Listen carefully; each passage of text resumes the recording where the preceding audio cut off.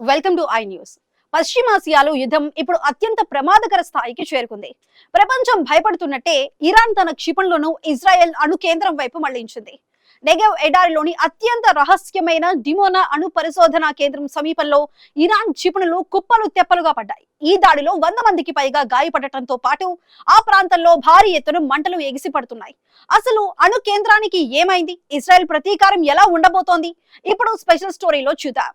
పశ్చిమాసియాలో ఇన్నాళ్లు సాగుతున్నది ఒక ఎత్తు, ఇవాళ జరిగిన దాడి మరో ఎత్తు. ఇరాన్ తన రెడ్ లైన్ దాటేసింది. ఇజ్రాయెల్ గుండెకాయ లాంటి డిమోనా అణు కేంద్రమే లక్ష్యంగా ఇరాన్ రెవల్యూషనరీ గార్డ్స్ భీకర దాడులకు తెగబడ్డారు.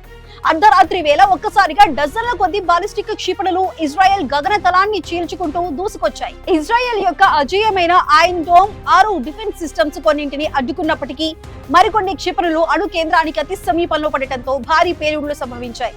అందిన ప్రాథమిక సమాచారం ప్రకారం ఈ దాడుల్లో 100 మందికి పైగా పౌరులు, సైనికులు గాయపడ్డారు.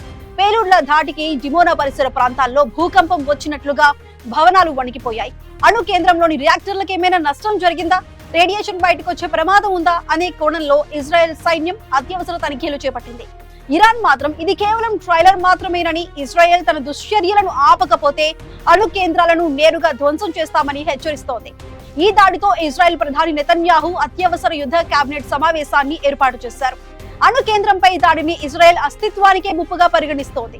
దీనికి ప్రతీకారంగా ఇరాన్ లోని అణు కేంద్రాలపై ఇజ్రాయెల్ డైరెక్ట్ హిట్ చేసే అవకాశం ఉందని రక్షణ నిపుణులు విశ్లేషిస్తున్నారు. మరోవైపు అమెరికా తన యుద్ధ నౌకలను సిద్ధం చేయడంతో ఈ ప్రాంతంలో ఏ క్షణమైనా అణ్వాయుధ యుద్ధం మొదలయ్యేలా కనిపిస్తోంది. గల్ఫ్ యుద్ధం ఇప్పుడు ప్రపంచ వినాశనానికి దారి తీసేలా మారుతూ ఉండటంతో ప్రపంచ దేశాలన్నీ ఊపిరి బిగబట్టి చూస్తున్నాయి.